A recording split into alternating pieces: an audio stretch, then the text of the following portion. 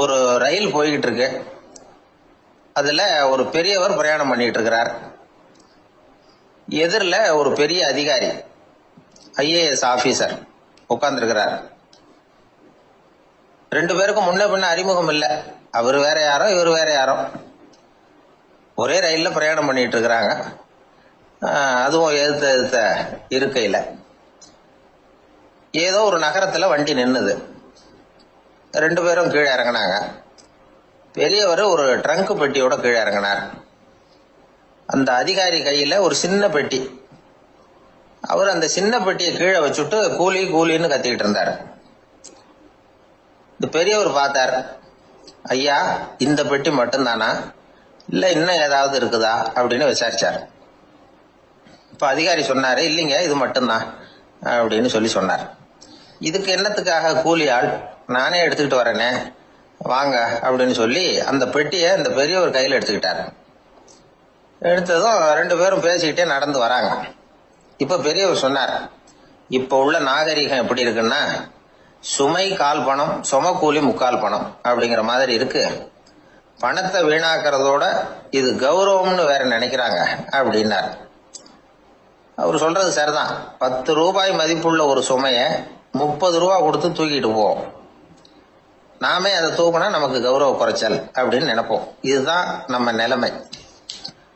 ஆனா அந்த பெரியவர் என்ன சொன்னார் தெரியுமா, நீங்க எங்க போகணுமோ அது வரைக்கும் நானே இதை எடுத்துட்டு வரேன் அப்படின்னார். அந்த அதிகாரி பக்கத்துல உள்ள ஒரு ஹோட்டல் வரைக்கும் போனார். பெரியவரும் அங்க கொண்டுட்டு போய் பெட்டியை வச்சார். உடனே அந்த பெரிய அதிகாரி அவருக்கு பணம் கொடுக்கறதுக்காக பர்ஸ் எடுத்தார். உடனே இவரு, ஐயா எனக்கு கூலி எதுவும் வேணாம், உங்களுக்கு சேவை செய்யறது என்னுடைய கடமை. நான் இந்த சேவையை செய்தது பணத்துக்காக இல்லை, அன்புக்காக அப்படின்னு சொல்லிவிட்டார். அதுக்கப்புறம் அவர் நன்றினார். ரெண்டு பேரும் பிரிஞ்சுட்டாங்க. இது முடிஞ்சது. அன்னைக்கு சாயந்தரம் அங்க ஒரு பெரிய கூட்டம் நடக்குது. இந்த அதிகாரியும் அந்த கூட்டத்துக்கு போறார். மக்கள் கூட்டம் ரொம்ப அதிகம். அதனால இந்த அதிகாரியும் ஒரு ஓரமா உட்காந்துக்கிட்டார். அப்புறம் கொஞ்ச நேரத்துல இந்த முக்கிய விருந்தினர் பேசுறதுக்காக வரார் மேடைக்கு. மேடையில இருந்த பெரியவங்க எல்லாம் எழுந்திருச்சு நின்று அவருக்கு மாலை போட்டு மரியாதை செய்யறாங்க. எங்கேயோ ஒரு மூலையில உட்கார்ந்து இருந்தாரு அதிகாரி. அவர் இதை கவனிச்சார். அவருக்கு ரொம்ப ஆச்சரியம், அதிர்ச்சி. ஏன்னா அங்க பேச வந்த முக்கிய விருந்தினர் வேற யாரும் இல்ல, இன்னைக்கு காலையில இவர் பெட்டியை தூக்கிட்டு வந்தாரு பெரியவர், அவர் தான். சரி, அந்த பெரியவர் யார் தெரியுமா, அவர் தான் ஈஸ்வர சந்திர வித்யாசாகர். கூட்டம் முடிஞ்சது. அதிகாரி அவரை தேடி ஓடினார். அவர் கைகளை பிடிச்சுக்கிட்டார். ஐயா என்ன மன்னிச்சுருங்க அப்படின்னாரு. அப்புறம் சொன்னார், அகங்காரம்ங்கிற கெட்ட புத்தி தான் உண்மைய கண்கள்ல இருந்து மறைக்குது. அகங்காரம் தான் மனுஷனை அழிக்குது. நீங்க ரொம்ப பெரிய மனிதர், இருந்தாலும் மனிதத்தன்மையோட நடந்துக்கிறீங்க. இந்த அன்பு, தயவு, பொறுமை இதெல்லாம் இல்லைன்னா மனிதனாக இருக்கிறதுல என்ன பிரயோஜனம் அப்படின்னு சொல்லிவிட்டு அந்த அதிகாரி போனாராம். மனிதத்தன்மைன்னா என்ன அப்படிங்கிற கேள்விக்கு இந்த பெரியவர் ஒரு உதாரணம். இப்பெல்லாம் அப்படியா இருக்கிறாங்க? ஒரு பெரியவர் ஒரு பெட்டியை தூக்கிட்டு வந்துகிட்டு இருக்கிறார். ஒரு இளைஞன் ஓடி வந்தான். கொடுங்க சார், நான் தூக்கிட்டு வரேன்னா. கொடுத்தார். வாங்கி தலையில வச்சுக்கிட்டான். அப்புறம் சொன்னான், அடுத்தவங்க சிரமப்படக்கூடாதுங்கிறது என்னுடைய கொள்கை அப்படின்னா. அது நல்லதுதான் அவரு. கடைசியில பெட்டியை கொடுத்தான். வாங்கிட்டு பரிசை திறந்தார் பணம் கொடுக்கறதுக்காக. வேணாங்க அப்படின்னு விட்டான் அந்த இளைஞன். ஏன்? நான் சொன்னேன் அடுத்தவங்க சிரமப்படக்கூடாதுங்கிறது என்னுடைய கொள்கைன்னு. அதனால உங்களுக்கு சிரமம் கொடுக்கக்கூடாதுங்கிறதுக்காக வரும்பொழுது நானே உங்க பரிசை எடுத்து வேணுங்கிற பணத்தை எடுத்துக்கிட்டு திருப்பி உங்க பாக்கெட்லயே போட்டுட்டேன் அப்படின்னா. இப்படி இருக்குது இந்த காலம். அதனால வாழ்க்கையில அன்பு, தயவு, பொறுமை இதெல்லாம் ரொம்ப அவசியம் அப்படிங்கறத நாம புரிஞ்சுக்கணும். ஒரு ஊர்ல ஒரு ஆள் இருந்தான்.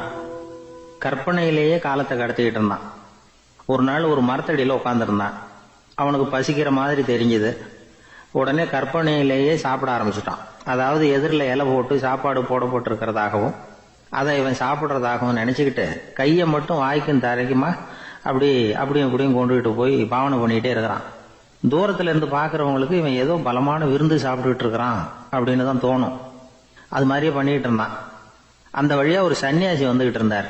இவனை பார்த்தார். என்ன இவன் இப்படி பண்ணிட்டு இருக்கிறானே அப்படின்னு நினைச்சாரு. கொஞ்ச நேரம் அவனையே உத்து பார்த்துக்கிட்டு இருந்தார். இவரை பார்த்ததும் அவன் இன்னமும் சுவாரஸ்யமா சாப்பிட ஆரம்பிச்சுட்டான்.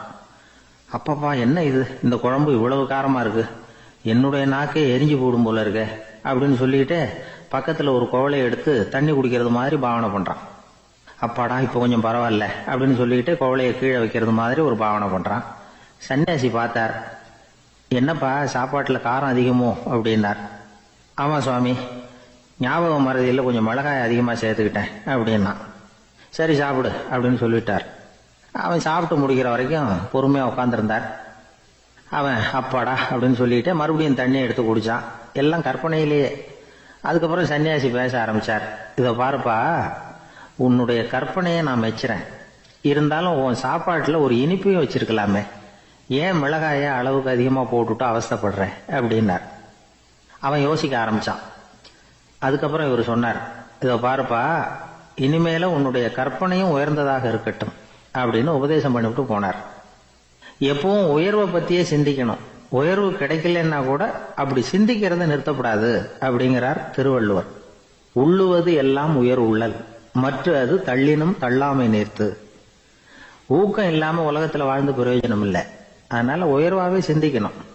அது நம்மளை ஊக்கப்படுத்தும். இது பெரியோர் வாக்கு. இந்த உலகத்துல கற்பனையிலேயே வாழ்கிற சில கஞ்சர்களும் உண்டு. அதாவது 2 கஞ்சர்கள் 2 பேரும் பக்கத்து பக்கத்து ஊர்ல இருந்தாங்க. பொங்கல் சமயம். ஒரு கஞ்சன் தன்னுடைய மகனை கூப்பிட்டான். இதோ பாருப்பா, பக்கத்து ஊர்ல என்னுடைய நண்பன் ஒருத்தன் இருக்கிறான், அவனுக்கு பொங்கல் பரிசு ஏதாவது கொடுக்கணும். நான் ஒரு 4 ஆட்டுக்குட்டியை தரேன், நீ கொண்டுகிட்டு போய் கொடுத்துட்டு வந்து விடுறியா அப்படின்னு கேட்டான். சரி நான் புள்ள, ஒரு பைய கையில் எடுத்துக்கோன்னா. அவன் எடுத்துக்கிட்டான். இந்த ஆட்டுக்குட்டி பிடிச்சிக்கோ அப்படின்னு சொல்லி ஒவ்வொன்னா போடுறேன் பார் அப்படின்னு சொல்லிட்டு 1 2 3 4 அப்படின்னு எண்ணிக்கிட்டே வெறும் சைகையாலேயே ஆட்டுக்குட்டியை பிடிச்சி போடுறது மாதிரி பாவனை பண்ணிட்டு இருக்கிறான். அவன் பிள்ளையும் அது ரொம்ப அக்கறையா வாங்கிக்கிறது மாதிரி வாங்கிக்கிட்டு அந்த பைய தூக்கிக்கிட்டு அடுத்த ஊருக்கு போறான். இவன் அங்க போய் சேர்ந்த நேரத்துல அந்த கஞ்சன் ஊர்ல இல்ல, எங்கேயோ வெளியில போயிருக்கிறான். அவனோட புள்ள மட்டும்தான் வீட்டுல இருந்தான். இவன் அவன்கிட்ட, இதை பாரு, எங்க அப்பா உங்க அப்பாவுக்கு ஆட்டுக்குட்டி கொடுத்து அனுப்பியிருக்கிறாரு, பிடிச்சிக்கோ அப்படின்னு சொல்லி பாவனையிலேயே ஒவ்வொன்னா எடுத்து அவன்கிட்ட கொடுத்துட்டான். அவனும் வாங்கிட்டான் வாங்கறது மாதிரி. அப்புறம் சொன்னான், சரிப்பா நானும் பதிலுக்கு ஏதாவது ஒன்னுகிட்ட கொடுக்கணும் இல்லையா, அதனால அந்த பைய புடி, ஒரு 10 எலுமிச்சம்பழம் தரேன், பதிலுக்கு அதை நீ எடுத்துட்டு போ அப்படின்னு சொல்லி கையாலேயே ஒவ்வொன்னா எடுத்து போடுறது மாதிரி பாவனை பண்ணிவிட்டான். அவனும் ரொம்ப நன்றி அப்படின்னு சொல்லிவிட்டு அதை வாங்கிட்டு போயிட்டான். கொஞ்ச நேரம் கழிச்சு வெளியில போயிருந்த அப்பங்காரன் திரும்பி வந்தான். உள்ள சொன்னான், அப்பா உன்னோட நண்பர் அவருடைய மகன் மூலமா உனக்கு 6 ஆட்டுக்குட்டி கொடுத்து அனுப்பியிருந்தார், நானும் பதிலுக்கு ஒரு 10 எலுமிச்சம்பழம் கொடுத்து அனுப்பியிருக்கிறேன் அப்படின்னா.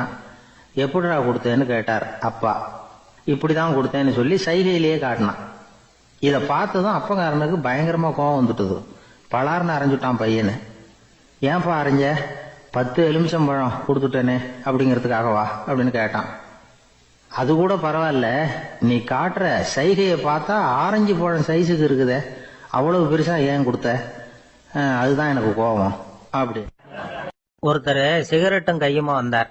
சார், இந்த புகைப்பிடிக்கிற பழக்கத்தை நிறுத்தி போடணும்னு தான் பாக்கிறேன், முடியலன்னார். புகைப்பிடிக்கிறத நிறுத்துறது ரொம்ப சுலபம் சார் அப்படின்னார் இன்னொருத்தர். எப்படி சொல்றீங்கன்னு கேட்டார் அவரு. நான் கூட ஏற்கனவே 10 தடவை அந்த பழக்கத்தை நிறுத்தி இருக்கிறேன் சார் அப்படின்னார் இவர். இதுல இருந்து என்ன தெரியுது, புகைப்பழக்கத்தை திடீர்னு விட்டு விடுறதுங்கிறது ரொம்ப கஷ்டம்னு தெரியுது. இருந்தாலும் இது சம்பந்தமான ஆராய்ச்சி, அனுபவம், இது 2ஐயும் அடிப்படையா வச்சு சில வழிமுறைகளை சொல்றாங்க. அதாவது புகைப்பிடிக்கிறத நிறுத்துறதுக்கு 10 வழிகள் உண்டு அப்படின்னு சொல்றாங்க. அது என்னங்கிறத தெரிஞ்சுக்கிட்டா உபயோகப்படுதான்னு பார்க்கலாமே. முதல் கருத்து என்னன்னா, கொஞ்ச நாளைக்கு புகைப்பிடிக்கிற நண்பர்களை விட்டு விலகி இருக்கணும். இதனால புகைப்பிடிக்கிற ஆசை குறையும். அந்த பழக்கத்தை மறுபடியும் ஆரம்பிக்கப்படாதுங்கிற எண்ணம் உறுதிப்படும். 2வது கருத்து, புகைப்பிடிக்கிறதை எதிர்த்து தீவிரமா பிரச்சாரம் செய்ய ஆரம்பிச்சிடணும். அது அடுத்தவங்களுக்கும் உபயோகப்படும், உங்களுக்கும் உபயோகப்படும். உங்க உள்ளுணர்வை அது தூண்டும், உங்களை உறுதி கொள்ள வைக்கும். 3வது கருத்து என்னன்னா, தினமும் 2 தடவை குளிக்கணும். எப்படி தெரியுமா, முதல்ல வெது வெதுப்பான தண்ணீர், அப்புறம் குளிர்ந்த தண்ணீர், இப்படி மாறி மாறி குளிக்கணுமா. 4வது கருத்து, உடற்பயிற்சிகள் செய்யணும். மூச்சு வாங்குற மாதிரியான பயிற்சிகள் ரொம்ப நல்லதான். பிராணாயாமம் அப்படிங்கிற மூச்சு பயிற்சி ரொம்ப நல்லதுங்கிறாங்க. அப்புறம் 5வது கருத்து, சாப்பாடு மிதமா இருக்கணும், சீரா இருக்கணும். பச்சை காய்கறிகள், பழங்கள் சாப்பாட்டில் சேர்த்துக்கலாம். அடிக்கடி கொஞ்சம் கொஞ்சமா சாப்பிட்டு ரத்தத்தில் சர்க்கரையின் அளவை பராமரிக்கணும். இது நரம்புகளை அமைதிப்படுத்தும். 6வது கருத்து என்னன்னா, ரொம்ப நேரம் பசியோட இருக்கக்கூடாது. புகைப்பிடிக்கிறத நிறுத்த முயற்சி செய்யும் பொழுது எடை குறைப்பு நடவடிக்கைகளை மேற்கொள்ளக்கூடாது. 7வது கருத்து, காப்பி, தேநீர், மதுபானம், அப்புறம் போதைப் பொருள்கள் கலந்த உணவுகள் இதெல்லாம் வேணாம். புகைப்பிடிக்கிறத அதெல்லாம் ஊக்கப்படுத்தும். கடுகு, மிளகு, அப்புறம் காரமான பொருள்களை தவிர்க்கணும். உப்பு அளவை குறைக்கணும். தினமும் 10 குவளை தண்ணீராவது குடிக்கணும். வெறும் தண்ணி புகைப்பிடிக்கிற ஆவலை தணிக்குதான். 8வது கருத்து, கையில் சிகரெட்டு, புகையில ஏதாவது இருந்தா உடனே தூக்கி எறிஞ்சிருங்க. அது கையில் இருக்கிற வரைக்கும் புகைப்பிடிக்கிற ஆசை வந்துகிட்டே இருக்கும். 9வது கருத்து என்னன்னா, இறை நம்பிக்கை உள்ளவங்க புகைப்பிடிக்கிற எண்ணம் வர்றப்போவெல்லாம் பிரார்த்தனை செய்ய ஆரம்பிச்சுடலாம். 10வது கருத்து, உங்களுக்கு ரொம்பவும் வேண்டியவங்க யாரோ அவங்க கிட்ட எல்லாம் நீங்க புகைப்பிடிக்கிறத நிறுத்தி விட்டதா சொல்லிவிடுங்க.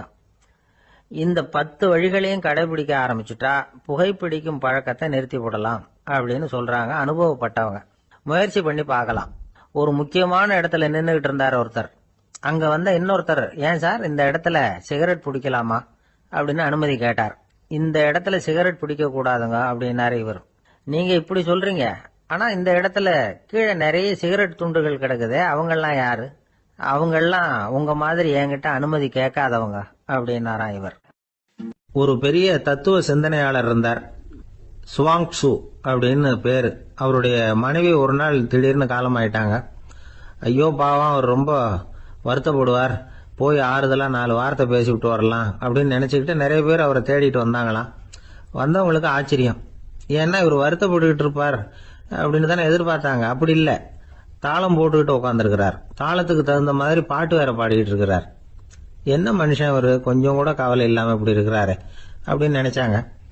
ஒருத்தர் துணிஞ்சு அவர்கிட்ட கேட்டுட்டார், என்னங்க இது இப்படி அப்படின்னு. அதுக்கு அவர் என்ன சொன்னார் தெரியுமா? இதை பாருங்க, என்னுடைய மனைவி பிறக்கிறதுக்கு முன்னாடி அவளுக்கு உயிரும் கிடையாது, உடலும் கிடையாது. அதுக்கு பிறகுதான் உயிர் வந்தது, உடல் வந்தது, அந்த உருவம் வந்தது. இப்ப என்ன ஆச்சு? அந்த உருவமும் உயிரும் போயிட்டுது, அவ்வளவுதானே. வந்தது போயிட்டுது. இளவேனில் காலம், இலையுதிர் காலம், பனிக்காலம், இப்படி பருவங்கள் மாறி மாறி வருது இல்லையா? அது மாதிரி பிறப்பும் இறப்பும் மாறி மாறி வருது. இது இயற்கை. இதுக்காக அழுதா அது எப்படி அப்படின்னாராம். ஞான தெளிவு அடைஞ்சவங்களுக்கு எல்லாமே சுகம்தான். திருவள்ளுவரும் அதைத்தான் சொல்றார், உறங்குவது போலும் சாக்காடு, உறங்கி விழிப்பது போலும் பிறப்பு. தூங்கறதுக்கெல்லாம் நாம வருத்தப்பட்டுக்கிட்ட இருக்கிறோமா? இன்னைக்கு தூங்க வேண்டியிருக்குதே, இன்னும் கொஞ்சம் நேரத்தில் நான் தூங்க வேண்டியிருக்கு அப்படின்னு சொல்லி யாராவது அழுதுகிட்டு இருப்பாங்களா? அதனால் இந்த உலக வாழ்க்கையினுடைய இயல்பை யதார்த்தத்தை நாம தெளிவாக புரிஞ்சுக்கணும். அப்படி புரிஞ்சுக்கிட்டா நாம கவலை இல்லாமல் வாழ முடியும். ஒரு வயசான தாத்தா பாட்டி 60 வருஷத்துக்கு முன்னாடி அவங்களுக்கு கல்யாணம் ஆச்சு. ஒன்னாவே வாழ்ந்தாங்க, ஒன்னாவே இறந்து போனாங்க. இப்போ அவங்க 2 பேரும் சொர்க்கத்துக்கு போய் சேர்ந்தாங்க. அங்கே எல்லா வசதியும் இருந்தது. ஒரு பெரிய பங்களாவே இவங்களுக்கு ஒதுக்கி கொடுத்தாங்களாம். இதுக்கு எவ்வளவு வாடகைன்னு கேட்டார் தாத்தா. வாடகையெல்லாம் கிடையாது, இலவசம் அப்படின்னார் அங்க இருந்தவர். அந்த வீட்டுக்கு பின்னாடி ஒரு பெரிய புல்வெளி இருந்தது. இதுல விளையாட ஏதாவது கட்டணம் உண்டான்னு கேட்டிருக்காரு தாத்தா. அதெல்லாம் ஒண்ணும் கிடையாது, பணம்லாம் கட்ட வேண்டியதில்லை அப்படின்னாரு அவரு. பக்கத்துல ஹோட்டல் மாதிரி ஒரு பெரிய கட்டடம், உள்ள சாப்பாட்டு மேஜைகள், அது மேல விதவிதமான பலகாரங்கள். சாப்பாட்டுக்கெல்லாம் எவ்வளவு அப்படின்னு விசாரிச்சாராம் தாத்தா. அதுதான் சொன்னேனே, இங்க எல்லாமே இலவசம்தான், எது வேணும்னாலும் சாப்பிடலாம், எவ்வளவு வேணும்னாலும் சாப்பிடலாம் அப்படின்னாராம். நீங்க சொல்றீங்க அப்படி, ஆனா நான் சர்க்கரை சேர்த்துக்க கூடாது, உப்பு சேர்த்துக்க கூடாது, பாட்டி கையால எப்பவும் பத்திய சாப்பாடு தான் அப்படின்னாராம் தாத்தா. இதை பாருங்க, இங்க உங்களுக்கு அந்த கவலையும் வேண்டியதில்லை. இங்க நீங்க ஸ்வீட்டு சாப்பிடலாம், காரம் சாப்பிடலாம், உங்களுக்கு எந்த நோயும் வராது அப்படின்னாராம் அங்க சொர்க்கத்தில் இருந்தவர். இதை கேட்ட உடனே அந்த தாத்தா பக்கத்துல நின்ன பாட்டியை பார்த்து கத்தினாராம், அடி பாவி, எல்லாத்தையும் கெடுத்துட்டிய, நீ எனக்கு பத்திய சாப்பாடு போடாம கண்டதை திங்க விட்டுருந்தா 10 வருஷத்துக்கு முன்னாடியே நான் இங்க சேர்ந்திருப்பேனே அப்படின்னாராம். இயேசுநாதர்கிட்ட ஒருத்தர் கேட்டாராம், இயேசுவே என்னை எவ்வளவு நேசிக்கிறீர்கள் அப்படின்னு. அவர் தன்னுடைய இரு கைகளையும் அகல விரித்து இவ்வளவு என்று சொல்லி சிலுவையில் உயிர் நீத்தார் அப்படின்னு சொல்லுவாங்க. அதாவது அந்த நேசிப்புக்கு எல்லை கிடையாது, அதே போல மன்னிப்புக்கும் எல்லை கிடையாது. இது இயேசுநாதர் சொல்லி கொடுத்த ஒரு பாடம். இயேசுனுடைய சீடர்கள்ல ஒருத்தன் பீட்டர், அவன் ஒரு நாள் இயேசுநாதர்கிட்ட கேட்டிருக்கான், இயேசுவே, நான் என்னுடைய தம்பி கிட்ட அடிக்கடி சண்டை போட்டுக்கிட்டு இருக்கிறேன், என்னுடைய சகோதரன் கூட, அவனை நான் எத்தனை தடவை மன்னிக்கிறது? ஏற்கனவே 7 தடவை அவனை மன்னிச்சுட்டேன் அப்படின்னு சொல்லியிருக்கிறான். அப்போ இயேசு சொன்னாராம், மன்னிக்கிறதுக்கு எத்தனை தடவைங்கிற கணக்கெல்லாம் கிடையாது. எத்தனை தடவை உன்னுடைய சகோதரன் உன்னை கோபப்படுத்துகிறானோ அத்தனை தடவை நீ மன்னிக்கிறதுக்கும் தயாரா இருக்கணும், அதுதான் அப்படின்னு சொன்னாராம். அப்ப இவனுக்கு ஒன்றும் புரியல, இது என்ன அவன் தப்பு பண்ணிக்கிட்டே இருப்பான், நாம மன்னிச்சுக்கிட்டே இருக்கிறதா அப்படிங்கறது மாதிரி குழப்பமா இருந்திருக்கிறான். அப்போ இயேசுநாதர் தன்னுடைய சீடன் பீட்டர் கிட்ட ஒரு கதை சொன்னாராம். அந்த கதை இன்றைக்கு நாம எல்லாரும் சிந்தித்து பார்க்க வேண்டிய ஒரு கதை.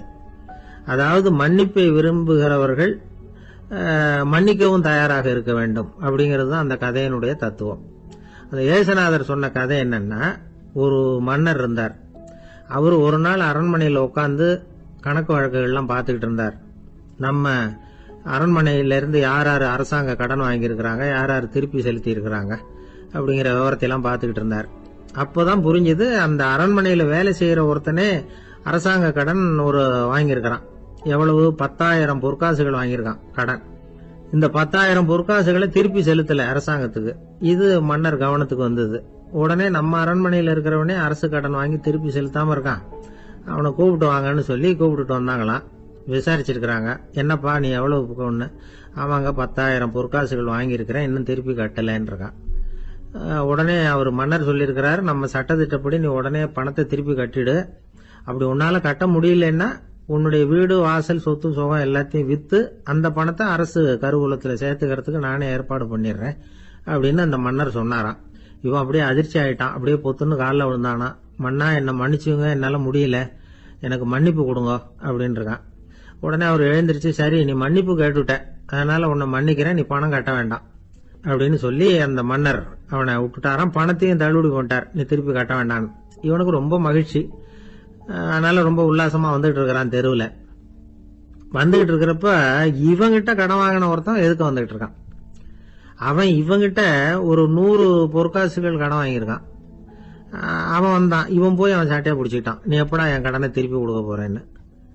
அவன் இப்ப முடியல, கொஞ்சம் பொறுத்துக்கா, அப்புறம் தாரேன் இருக்கான். அதெல்லாம் முடியாது, நீ கொடுத்துதான் ஆகணும் அப்படின்னு இவன் புடிவமா சொல்றான். இப்ப நிலைமைய பாருங்க, இவன் ஏற்கனவே 10,000 பொற்காசுகள் அரசாங்கத்துல கடன் வாங்கினா அதுக்கு மன்னிச்சு விட்டுட்டாரு இவனை. ஆனா இவன் இன்னொருத்தனை மன்னிக்கிறதுக்கு தயாரா இல்ல. இவங்கிட்ட கடன் வாங்கின இன்னொருத்தன் 10 பொற்காசுகள், அவனை மன்னிக்க தயாரா இல்ல. அவனை கொண்டு போய் நீதிமன்றத்துல கொண்டு போய் நிறுத்தி தண்டனை வாங்கி கொடுத்துட்டான். நீதிபதி என்ன சொன்னாரு, அந்த இவன் வாங்கின பொற்காசுகளை திருப்பி கட்டுற வரைக்கும் ஜெயில இருக்கணும்ங்கிறது தீர்ப்பு. ஆனா உடனே அரசர் காதுல விழுந்தது. சொல்லிட்டாங்க, உங்ககிட்ட மன்னிப்பு வாங்கிட்டு போனானே ஒருத்தன், அவன் இன்னொருத்தனை மன்னிக்கிறதுக்கு தயாரா இல்ல, அவனை கொண்டு போய் ஜெயில அடைச்சுட்டான் அப்படின்னு. உடனே மன்னர் பார்த்தார், இவனை மறுபடியும் கூப்பிட்டு வர சொன்னார். தபாரப்பா, நான் உன்னை மன்னிச்சு விட்டேன், ஆனா நீ இன்னொருத்தனை மன்னிக்கிறதுக்கு தயாரா இல்ல, அதனால என்னுடைய தீர்ப்பையும் மாத்துறேன், நீயும் அரசு கடன் தீர்ற வரைக்கும் ஜெயில தான் இருக்கணும் அப்படின்னு சொல்லி ஜெயிலுக்கு அனுப்பிச்சுட்டாராம். இப்படி ஒரு கதைய இயேசுநாதர் தன்னுடைய சீடருக்கு சொன்னதாக ஒரு வரலாறு. அது என்ன, அதுல இருந்து நாம புரிந்து கொள்ள வேண்டியதுன்னா, நாம மன்னிக்கப்படணும்னு நாம விரும்புறோம்னா நாம இன்னொருத்தரை மன்னிக்கிறதுக்கு தயாரா இருக்கணும். அதனால நாம இன்னொருத்தரை யாரையும் மன்னிக்க மாட்டோம், ஆனா என்ன இன்னொருத்தர் மன்னிக்கணும் அப்படிங்கறது மாதிரி செய்யக்கூடாதுன்னு சொல்லுவாங்க. அது மாதிரி நாம இப்ப இது தப்பா புரிஞ்சுக்கிறவங்களும் இருக்கிறாங்க. பாவம் மன்னிப்புங்கிறதுலாம் எதுக்குன்னா, அதாவது மறுபடியும் பாவம் செய்யாம இருக்கிறதுக்காக தான். அதான் மன்னிக்கிறாரே அப்படிங்கறதுக்காக மறுபடியும் பாவம் பண்ணிட்டு இருக்கிறது இல்ல. அதான் ஒருத்தர் கேட்டாராம், பாவத்திலிருந்து மன்னிப்பு கிடைக்கணும்னா நீ என்ன செய்யணும் அப்படின்னு கேட்டிருக்காரு. அதுக்கு அவன் சொல்லியிருக்கிறான், நான் முதல்ல பாவம் செய்யணும், அப்பதானே மன்னிப்பு கிடைக்கும் அப்படின்னு நானா.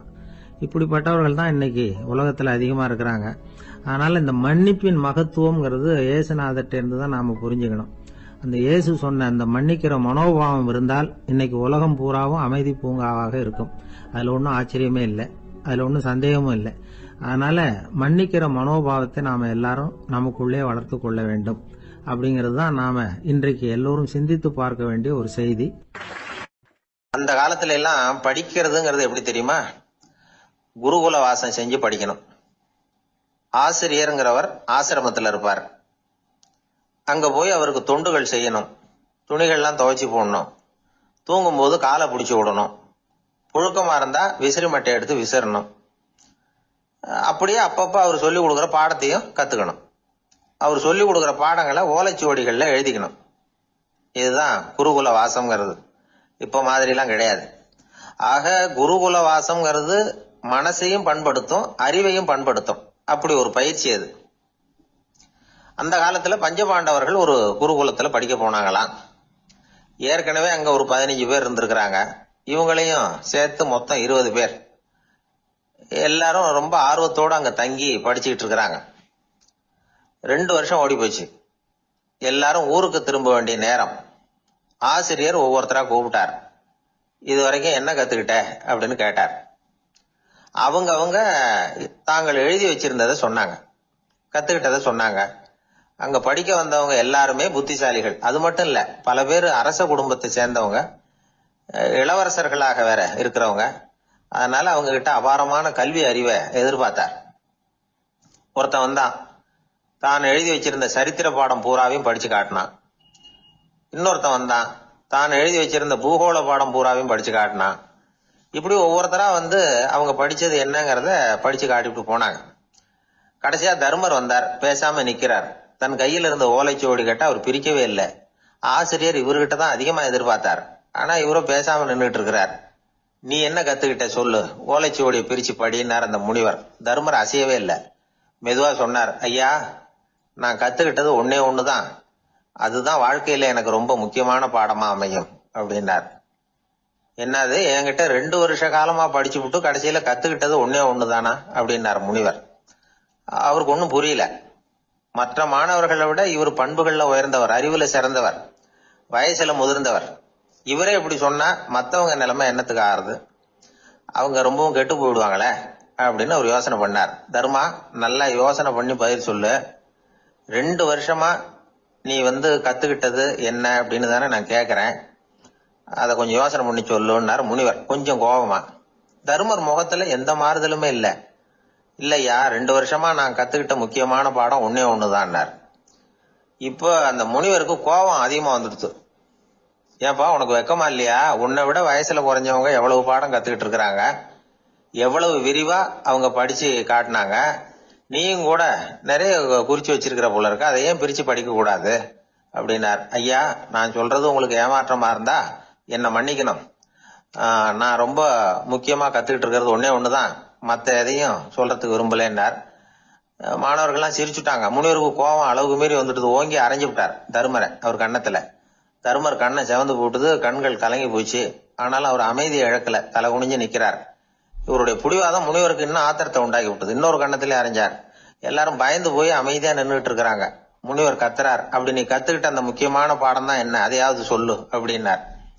ஐயா, அதை மட்டும் ஒரு ஓலைச்சுவடியில தனியா குறிச்சு வச்சிருக்கிறேன், இந்தாங்க, இதை நீங்களே படிச்சு பாருங்கன்னார். தர்மர் ஓலைச்சுவடியை நீட்டினார். முனிவர் அதை வாங்கி பிரிச்சார், சத்தம் போட்டு படிச்சார். என்ன எழுதியிருக்காருன்னா, எப்படிப்பட்ட சோதனை ஏற்பட்டாலும் நிதானம் இழந்து கோபத்துக்கு ஆளாக கூடாது அப்படின்னு. இதான் அந்த ஓலைச்சுவடியில அவர் எழுதி வச்சிருந்தது. அந்த ஒரு கணத்திலேயே முனிவரும் எல்லா மாணவர்களும் தர்மரை புரிஞ்சுக்கிட்டாங்களாம். அவர் கத்துக்கிட்டது ஏட்டு சுரக்காய் இல்ல, வாழ்க்கையில பயன்படக்கூடிய முக்கியமான அனுபவ பாடம். முனிவர் கண்கள்ல கண்ணீர். தர்மர் அன்போட கட்டி தழுவிக்கிட்டார். அப்புறம் சொன்னார், தர்மா, என்ன மன்னிச்சுரு, நீ மாணவன் இல்ல, ஆசிரியன். நான் இதுவரைக்கும் தெரிஞ்சுக்காத அனுபவ பாடத்தை நீ இப்ப எனக்கு கத்து கொடுத்துட்ட அப்படின்னு சொன்னாராம். அதனால நிதானம் தவறக்கூடாதுங்கிறது ரொம்ப முக்கியமான ஒரு செய்தி. ஒரு ஆசிரியர் மாணவனை ஒரு கண்ணத்துல ஓங்கி அரைஞ்சுட்டார். இவன் நிதானம் தவறல, அமைதியா நின்றுகிட்டு இருந்தான். அவர் ஒரு தடவை அரைஞ்சதும் எப்படி உன்னால நிதானம் தவறாம இருக்க முடிஞ்சுது அப்படின்னு கேட்டாங்க நண்பர்கள். அவன் சொன்னான், நான் நிதானம் தவறி இருந்தா எங்க வாத்தியார் இன்னொரு கண்ணத்திலயும் அரைஞ்சிருப்பார், அது அதை விட பலமா இருக்கும், அதனாலதான் நான் அப்படி இருந்தேன் அப்படின்னு நானா. ஆக நாம தெரிந்து கொள்ள வேண்டியது, வாழ்க்கையில நிதானம் தவறாமல் இருக்க வேண்டும். அதுதான் வெற்றியின் ரகசியம். ஒரு ஊர்ல ஒரு ஆள் இருந்தான். கற்பனையிலேயே காலத்தை கடத்திக்கிட்டு இருந்தான்.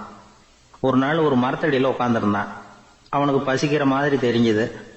உடனே கற்பனையிலேயே சாப்பிட ஆரம்பிச்சுட்டான். அதாவது எதிரில் இலை போட்டு சாப்பாடு போடப்பட்டிருக்கிறதாகவும், அதை இவன் சாப்பிட்றதாகவும் நினைச்சுக்கிட்டு கையை மட்டும் வாய்க்கும் தரைக்குமா அப்படியும் இப்படியும் கொண்டுகிட்டு போய் பாவனை பண்ணிக்கிட்டே இருக்கிறான். தூரத்துல இருந்து பாக்குறவங்களுக்கு இவன் ஏதோ பலமான விருந்து சாப்பிட்டுட்டு இருக்கிறான் அப்படின்னு தான் தோணும். அது மாதிரியே பண்ணிட்டு இருந்தான். அந்த வழியா ஒரு சன்னியாசி வந்துகிட்டு இருந்தார். இவனை பார்த்தார். என்ன இவன் இப்படி பண்ணிட்டு இருக்கிறானே அப்படின்னு நினைச்சாரு. கொஞ்ச நேரம் அவனையே உத்து பார்த்துக்கிட்டு இருந்தார். இவரை பார்த்ததும் அவன் இன்னமும் சுவாரஸ்யமா சாப்பிட ஆரம்பிச்சுட்டான். அப்பப்பா என்ன இது, இந்த குழம்பு இவ்வளவு காரமா இருக்கு, என்னுடைய நாக்கே எரிஞ்சு போடும் போல இருக்கு அப்படின்னு சொல்லிட்டு பக்கத்துல ஒரு குவளையை எடுத்து தண்ணி குடிக்கிறது மாதிரி பாவனை பண்றான். அப்பாடா இப்ப கொஞ்சம் பரவாயில்ல அப்படின்னு சொல்லிட்டு குவளையை கீழே வைக்கிறது மாதிரி ஒரு பாவனை பண்றான். சன்னியாசி பார்த்தார். என்னப்பா சாப்பாட்டுல காரம் அதிகமோ அப்படின்னார். ஆமா சுவாமி, ஞாபகம் மறதியில் கொஞ்சம் மிளகாய் அதிகமா சேர்த்துக்கிட்டேன் அப்படின்னா. சரி சாப்பிடு அப்படின்னு சொல்லிட்டார். அவன் சாப்பிட்டு முடிக்கிற வரைக்கும் பொறுமையா உட்காந்துருந்தார். அவன் அப்பாடா அப்படின்னு சொல்லிட்டு மறுபடியும் தண்ணியை எடுத்து குடிச்சான். எல்லாம் கற்பனையிலேயே. அதுக்கப்புறம் சன்னியாசி பேச ஆரம்பிச்சார். இதை பாருப்பா, உன்னுடைய கற்பனையை நான் மெச்சுறேன். இருந்தாலும் உன் சாப்பாட்டுல ஒரு இனிப்பையும் வச்சிருக்கலாமே, ஏன் மிளகாய அளவுக்கு அதிகமா போட்டுட்டு அவஸ்தைப்படுற அப்படின்னார். அவன் யோசிக்க ஆரம்பிச்சான். அதுக்கப்புறம் இவர் சொன்னார், இதை பாருப்பா, இனிமேல உன்னுடைய கற்பனையும் உயர்ந்ததாக இருக்கட்டும் அப்படின்னு உபதேசம் பண்ணிவிட்டு போனார். எப்பவும் உயர்வை பத்தியே சிந்திக்கணும். உயர்வு கிடைக்கலன்னா கூட அப்படி சிந்திக்கிறத நிறுத்தப்படாது அப்படிங்கிறார் திருவள்ளுவர். உள்ளுவது எல்லாம் உயர் உள்ளல், மற்ற அது தள்ளினும் தள்ளாமை நேர்த்து. ஊக்கம் இல்லாம உலகத்துல வாழ்ந்து பிரயோஜனம் இல்லை. அதனால உயர்வாவே சிந்திக்கணும். அது நம்மளை ஊக்கப்படுத்தும். இது பெரியோர் வாக்கு. இந்த உலகத்துல கற்பனையிலேயே வாழ்கிற சில கஞ்சர்களும் உண்டு. அதாவது 2 கஞ்சர்கள் 2 பேரும் பக்கத்து பக்கத்து ஊர்ல இருந்தாங்க. பொங்கல் சமயம் ஒரு கஞ்சன் தன்னுடைய மகனை கூப்பிட்டான். இதோ பாருப்பா, பக்கத்து ஊர்ல என்னுடைய நண்பன் ஒருத்தன் இருக்கிறான், அவனுக்கு பொங்கல் பரிசு ஏதாவது கொடுக்கணும். நான் ஒரு 4 ஆட்டுக்குட்டியை தரேன், நீ கொண்டுகிட்டு போய் கொடுத்துட்டு வந்து விடுறியா அப்படின்னு கேட்டான். சரி நான் புள்ள, ஒரு பைய கையில் எடுத்துக்கோன்னா. அவன் எடுத்துக்கிட்டான். இந்த ஆட்டுக்குட்டி பிடிச்சிக்கோ அப்படின்னு சொல்லி ஒவ்வொன்னா போடுறேன் பார் அப்படின்னு சொல்லிட்டு 1 2 3 4 அப்படின்னு எண்ணிக்கிட்டே வெறும் சைகையாலேயே ஆட்டுக்குட்டியை பிடிச்சி போடுறது மாதிரி பாவனை பண்ணிட்டு இருக்கிறான். அவன் பிள்ளையும் அது ரொம்ப அக்கறையா வாங்கிக்கிறது மாதிரி வாங்கிக்கிட்டு அந்த பைய தூக்கிட்டு அடுத்த ஊருக்கு போறான். இவன் அங்க போய் சேர்ந்த நேரத்துல அந்த கஞ்சன் ஊர்ல இல்ல, எங்கேயோ வெளியில போயிருக்கிறான். அவனோட புள்ள மட்டும்தான் வீட்டுல இருந்தான். இவன் அவன்கிட்ட, இதை பாரு, எங்க அப்பா உங்க அப்பாவுக்கு ஆட்டுக்குட்டி கொடுத்து அனுப்பியிருக்கிறாரு, பிடிச்சிக்கோ அப்படின்னு சொல்லி பாவனையிலேயே ஒவ்வொன்னா எடுத்து அவன்கிட்ட கொடுத்துட்டான். அவனும் வாங்கிட்டான் வாங்கறது மாதிரி. அப்புறம் சொன்னான், சரிப்பா நானும் பதிலுக்கு ஏதாவது ஒன்னுகிட்ட கொடுக்கணும் இல்லையா, அதனால அந்த பைய புடி, ஒரு 10 எலுமிச்சம்பழம் தரேன், பதிலுக்கு அதை நீ எடுத்துட்டு போ அப்படின்னு சொல்லி கையாலேயே ஒவ்வொன்னா எடுத்து போடுறது மாதிரி பாவனை பண்ணிவிட்டான். அவனும் ரொம்ப நன்றி அப்படின்னு சொல்லிவிட்டு அதை வாங்கிட்டு போயிட்டான். கொஞ்ச நேரம் கழிச்சு வெளியில போயிருந்த அப்பங்காரன் திரும்பி வந்தான். உள்ள சொன்னான், அப்பா உன்னோட நண்பர் அவருடைய மகன் மூலமா உனக்கு 6 ஆட்டுக்குட்டி கொடுத்து அனுப்பியிருந்தார், நானும் பதிலுக்கு ஒரு 10 எலுமிச்சம்பழம் கொடுத்து அனுப்பியிருக்கிறேன் அப்படின்னா. எப்படிடா கொடுத்தேன்னு கேட்டார் அப்பா. இப்படிதான் கொடுத்தேன்னு சொல்லி சைகையிலேயே காட்டினான். இதை பார்த்ததும் அப்பங்காரனுக்கு பயங்கரமா கோபம் வந்துட்டுது. பலார்னு அரைஞ்சுட்டான் பையனு. ஏன்பா அரைஞ்ச, 10 எலுமிச்சம்பழம் கொடுத்துட்டேனே அப்படிங்கிறதுக்காகவா அப்படின்னு கேட்டான். அது கூட பரவாயில்ல, நீ காட்டுற சைகையை பார்த்தா ஆரஞ்சு பழம் சைஸுக்கு இருக்குதே, அவ்வளவு பெருசா ஏன் கொடுத்த, அதுதான் எனக்கு கோபம் அப்படி. ஒரு ஊர்ல ஒரு மன்னர் இருந்தார். அவரு பக்கத்து தேசத்து மேல படையெடுக்கணும்னு நினைச்சுக்கிட்டு இருந்தார். அதையும் தன்னுடைய நாட்டோட சேர்த்துக்கணுங்கிற ஆசை. எப்போ படையெடுக்கலாம்னு யோசிச்சுக்கிட்டு இருந்தார். இப்படி யோசிச்சுக்கிட்டு இருந்த சமயத்துல ஒரு பெரியவர் அவரை தேடிட்டு வந்தார். அவர் அடிக்கடி வருவார், அவர்கிட்ட பேசிக்கிட்டு இருப்பார். இப்போ அப்படித்தான் வந்தார். என்ன மன்னா யோசனைன்னாரு. இவர் தன்னுடைய யோசனையை சொன்னார். இந்த சமயத்துல மன்னருக்கு தாகம் எடுத்தது, தண்ணி குடிக்கணும் போல இருந்தது. உடனே அங்க இருந்த ஒரு அரண்மனை பணியாளரை கூப்பிட்டார். போய் கொஞ்சம் தண்ணி கொண்டு வாப்பா அப்படின்னார். அந்த பணியாளர் போனார், ஒரு கோலையில தண்ணி கொண்டு வந்தார். ராஜா கிட்ட நீட்டினார். ராஜா அதை வாங்கி குடிக்கிறதுக்காக வாயிட்ட கொண்டுட்டு போனார். அந்த நேரம் பார்த்து, மன்னா கொஞ்சம் பொறுங்கன்னார் இந்த பெரியவர். ஆவலோட குடிக்க போன மன்னர் அப்படியே நிறுத்திக்கிட்டு பெரியவரை பார்த்தார். இப்ப அந்த பெரியவர் சொன்னார், மன்னா இப்ப உங்களை விட வலிமை உள்ள ஒரு சக்தி உங்களுக்கு தண்ணி கொடுக்க மறுத்துடுதுன்னு வைங்க, உங்களை குடிக்க விடாம தடுத்துடுது அப்படின்னா, இப்ப இந்த ஒரு கோவள தண்ணீரை என்ன விலை கொடுத்து வாங்குவீங்க அப்படின்னு கேட்டார். இப்ப எனக்கு இருக்கிற தாகத்துக்கு என்னுடைய அரசாங்கத்துல பாதியையாவது கொடுத்து இந்த தண்ணியை வாங்கறதுக்கு தயங்க மாட்டேன்னார் அவர். சரி, இப்ப அந்த தண்ணியை குடிங்கன்னார் பெரியவர். மன்னர் ஆவலோடு அந்த தண்ணியை குடிச்சு முடிச்சார். அதுக்கப்புறம் கொஞ்ச நேரம் தன்னுடைய படையெடுப்பு பத்தி சொல்லிட்டு இருந்தார். கொஞ்ச நேரம் கழிச்சு மறுபடியும் இந்த பெரியவர் கேட்டார், மன்னா, இப்போ நீங்க ஒரு கோவள தண்ணீரை குடிச்சு முடிச்சுட்டீங்க. இப்ப அந்த தண்ணீர் உங்க உடம்ப விட்டு வெளியில வரக்கூடிய பாதை அடப்பட்டு போச்சு அப்படின்னு வச்சுங்க, அதை வெளியேற்றுவதற்காக நீங்க எவ்வளவு செலவழிப்பீங்க அப்படின்னு கேட்டார். மன்னர் யோசனை பண்ணார். அப்படி ஒரு நிலைமை ஏற்பட்டு போச்சுன்னா என்னுடைய அரசாங்கம் பூராவையும் அதுக்கு ஈடா தர்றதுக்கு கூட தயங்க மாட்டேன்னார். இப்ப அந்த பெரியவர் சொன்னார், எந்த அரசாங்கத்தின் மதிப்பு ஒரு கோவள தண்ணீர் அளவுக்கு கூட இல்லையோ அந்த அரசாங்கத்தை அடையணுங்கிற பேராசையில மனிதர்கள் தங்களுடைய சகோதரர்கள் கூடவே சண்டை போட்டுக்கிறாங்களே, அதுல ஏதாவது அர்த்தம் இருக்குதா அப்படின்னாராம். மன்னருக்கு இப்பதான் அர்த்தம் புரிஞ்சுதான். மனசுல தெளிவு உண்டாச்சு. தன் மனசுக்குள்ள உண்டான வெறிய விரட்டி அடிச்சு விட்டார். அதுக்கப்புறம் நிம்மதியா ஆட்சி புரிஞ்சார். இப்படி ஒரு கதை. உயிருக்கு என்ன விலை கொஞ்சம் யோசனை பண்ணி பாருங்க. ஆனா அது இப்ப எவ்வளவு மலிவா போயிட்டுது, அதையும் யோசனை பண்ணி பாருங்களேன். ஆசை பேராசையா மாறுது, அப்புறம் அது வெறியா ஆகுது, அதுக்கப்புறம் பைத்தியம் முடியுது. இந்த காலத்து மனிதர்களுக்கு 2 விதமான பைத்தியம் பிடிச்சிருக்கிறதாக ஒரு பெரியவர் சொல்றார். ஒன்னு பணம், இன்னொன்னு அதிகாரம். இதெல்லாம் எவ்வளவு காலத்துக்கு நீடிக்கும்? ஒரு சர்வாதிகார நாட்டுல 3 பேர் ஜெயில இருட்டு அறையில பேசிக்கிட்டு இருக்கிறாங்க. நீ எப்படி இந்த ஜெயிலுக்கு வந்த அப்படின்னு ஒருத்தர் கேட்டாராம். இந்த நாட்டு ராஜாவை ஆதரிச்சு நான் பிரச்சாரம் பண்ணினேன், அதனால கூட்டத்துல தகராறு வந்துட்டுது, கலவரமா போச்சு, அதுக்கு நான் தான் காரணம்னு அரெஸ்ட் பண்ணி இங்க கொண்டாந்து போட்டாங்க அப்படின்னாராம் அவரு. சரி, நீ எப்படி இங்க வந்த அப்படின்னு இன்னொருத்தரை பார்த்து கேட்டிருக்கார். நான் இந்த நாட்டு ராஜாவை எதிர்த்து பிரச்சாரம் பண்ணேன், அதனால கலவரம், அரெஸ்ட் பண்ணி கொண்டாந்து போட்டாங்கன்னார். சரிப்பா, நீ எப்படி அங்க வந்த அப்படின்னு 3வது ஆளை பார்த்து இவங்க கேட்டாங்களாம். இதுக்கு அந்த ஆள் மெதுவா வெளிச்சத்துக்கு நான் தான் இந்த நாட்டு ராஜா அப்படின்னா. ஒரு ஊர்ல ஒரு குரு இருந்தார், ஜென் குரு. அவரை தேடிட்டு ஒரு மன்னர் வந்தார். வந்தவர் ஜப்பான் மன்னர். தோட்டக்கலையை பத்தி தெரிஞ்சுட்டு போறதுக்காக அவர் வந்தார். எப்படி தோட்டம் அமைக்கிறது அப்படிங்கறத பத்தி அந்த குரு விவரமா சொல்லி கொடுத்தாரு. 1 நாள் 2 நாள் இல்ல, 3 வருஷம் கத்து கொடுத்தார். அதுக்கப்புறம் சொன்னார், நான் கத்து கொடுத்துட்டேன், இனிமே நீங்க போகலாம், போய் தோட்டம் அமைக்கலாம், அதுதான் உங்களுக்கு பரிசை. தோட்டம் அமைச்ச பிறகு சொல்லி அனுப்புங்க, நான் பாக்குறேன். நீங்க இங்க என்னவெல்லாம் கத்துக்கிட்டீங்களோ அதையெல்லாம் அங்க செயல்முறையில செஞ்சு காட்டுங்க அப்படின்னு சொல்லி அனுப்பி வச்சார். மன்னர் போனார். அரண்மனைக்கு பக்கத்திலேயே ஒரு பெரிய தோட்டத்தை உண்டு பண்ணினார். அழகான மரங்களையும் செடிகளையும் உருவாக்கினாரு. கிட்டத்தட்ட 1000 தோட்டக்காரர்களை பயன்படுத்தி 3 வருஷங்கள் முயற்சி பண்ணி அந்த அழகான தோட்டத்தை உருவாக்கினார். குரு கிட்ட இருந்து செய்தி வந்தது, நாளைக்கு தோட்டத்தை பாக்குறேன் அப்படின்னு. மன்னர் உடனே சுறுசுறுப்பாயிட்டார். முதல் நாளே தோட்டத்தை சுத்தப்படுத்தினார். ராத்திரி பூரா யாரும் தூங்கல. எல்லாருக்கும் தோட்டத்தை ஒழுங்குபடுத்துற வேலை. அது அந்தந்த இடத்துல ஒழுங்கா இருக்குதா அப்படின்னு சரி பார்த்தாங்க. ஒரு தவறும் இல்லாத வகையில அதை ஒழுங்குபடுத்தினாங்க. மறுநாள் குரு வந்தார், தோட்டத்தை பார்த்தார். அவருக்கு கோபம் வந்துட்டுது. மன்னருக்கு ஆச்சரியம், எப்பவும் சிரிச்சுக்கிட்டே இருக்கிறவர் இப்ப எப்படி இருக்கிறாரே அப்படின்னு. மெதுவா குரு கிட்ட போய், எல்லாம் சரியா தானே இருக்குது அப்படின்னார். எல்லாம் சரிதான், ஆனாலும் எங்கே அந்த பொன்னிற காற்று அப்படின்னார். உதிர்ந்த இலைகள், பொன் மஞ்சள் நிற இலைகள் காற்றில் அப்படி புரண்டு ஓடுவதை நான் பார்க்க முடியவில்லையே அப்படின்னாராம். அது இல்லாம இந்த தோட்டம் உயிரோட்டம் உள்ளதா இருக்காது, இதுல பாடல் இல்லை, ஆடல் இல்லை, அதெல்லாம் இல்லாம இந்த தோட்டம் ரொம்பவும் செயற்கையா தெரியுதேன்னாராம். மன்னர் இப்பதான் யோசனை பண்ணார். கீழே கிடந்த காஞ்சி போன இலைகள் மட்டும் இல்ல, மரத்துல இருந்த காஞ்சி போன இலைகளையும் அப்புறப்படுத்தி சுத்தமா வச்சிருக்கிறார். இறப்பும் வாழ்க்கையினுடைய ஒரு பகுதி தான். மரணம்ங்கிறது வாழ்க்கைக்கு எதிரானது அல்ல, அதை நிரப்பும் ஒரு பகுதி தான் அது. மரணம் இல்லையில் வாழ்க்கையே இல்லை அப்படிங்கிறது பெரியவங்க கருத்து.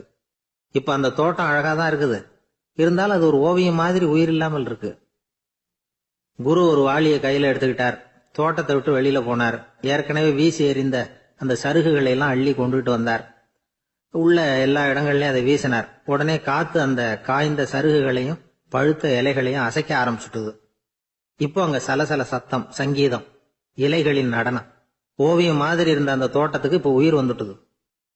இதுதான் அந்த பொன்னான காற்று அப்படின்னாராம் குரு. மன்னருக்கு புரிஞ்சுது. மிகப்பெரிய ஜென் கேள்வி ஒன்று உண்டு. உம்மான் அப்படிங்கிற ஒரு பெரிய குருவை பார்த்து துறவி ஒருத்தர் கேட்டாராம், இலைகள் எல்லாம் கீழே விழுந்து மரங்கள் மொட்டையாக இருக்கும் பொழுது என்ன நடக்கும்? இதுதான் கேள்வி. இதுக்கு உம்மான் சொன்ன பதில் பொன்னான காற்று, தி கோல்டன் விண்ட் அப்படின்னாராம். இதுக்கு என்ன விளக்கம்னா, உன்னுடைய எண்ணங்கள் எல்லாம் உன்னுடைய மனசிலிருந்து கீழே விழுந்து உனது உள்ளுணர்வானது மொட்டையாக நிற்கும் நிலைதான் அது. உனது வேர்களின் அருகில் காற்று வீசுகிறது. எல்லா எண்ணங்களும் உன்னிலிருந்து வெகு தூரத்துக்கு புரண்டு கொண்டே சென்று விடுகிறது. நீ அவற்றை கடந்து விட்டால் நீ அவைகளுக்கெல்லாம் மேலெழுந்து கீழே பார்ப்பவனைப் போல நிற்க ஆரம்பித்து விடுவாய். அதுதான் தியானம் என்பது அப்படின்னு சொல்றாங்க. தியானம்ங்கிறது எண்ணத்துக்கு எதிரானது இல்ல. தியானம்ங்கிறது எண்ணங்களை கடந்து செல்வதுதான். அதுக்கப்புறம் நாம பொன்னிற காற்றுல ஆட ஆரம்பிச்சிருவோம். இதுதான் பெரியவர்கள் சொல்றது. என்கிட்ட ஒருத்தர் தோட்டம் அமைக்கணும்னு யோசனை கேட்டு வந்தார். எல்லாம் சொல்லி கொடுத்தேன். செடிகள்லாம் செழிப்பா வளரணும்னா வேர் காயாம பாத்துக்குங்க, தினமும் தண்ணி விடுங்க அப்படின்னு சொல்லி அனுப்பி வச்சேன். ஒரு மாசம் கழிச்சு ஒரு தோட்டத்தை பாக்கிறதுக்காக போனேன். போய் பார்த்தா எல்லா செடியும் வாடி கிடக்குது. என்னங்க இப்படி பண்ணிவிட்டீங்கன்னு. நீங்க சொன்னபடிதான் செஞ்சேன்னார். என்ன செஞ்சீங்கன்னு கேட்டேன். வேர் காயாம பாத்துக்க சொன்னீங்க, தினமும் ஒரு தடவை எல்லா செடியையும் ஒவ்வொன்னா புடுங்கி பார்த்து வேர் காயாம இருக்கா அப்படின்னு பார்த்துட்டு அதுக்கப்புறம் தண்ணி பாய்ச்சனே, அவ்வளவு. ஒரு ஊர்ல ஒரு பெரியவர் இருந்தார். ஒரு நாள் அவரை தேடி ஒருத்தர் வந்தார். ஐயா, நான் கடவுளை பரிபூர்ணமா நம்புறேன் அப்படின்னார். சரி, அந்த நம்பிக்கை உனக்கு எப்படி வந்ததுன்னு கேட்டார் இவர். அவர் சொல்ல ஆரம்பிச்சார். ஐயா, எனக்கு கல்யாணம் ஆகி 10 வருஷம் ஆச்சு. ஆனாலும் குழந்தை பாக்கியம் இல்லை.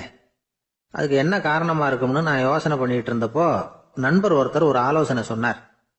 உனக்கு மதப்பற்று இல்லை, எந்த கடவுளையுமே நம்ப மாட்டேங்கிற, அதுதான் காரணம். கடவுளை நம்பு, உனக்கு குழந்தை பாக்கியம் கிடைக்கும் அப்படின்னார். அவர் அப்படி சொன்னாரே தவிர எனக்கு சந்தேகம்தான்.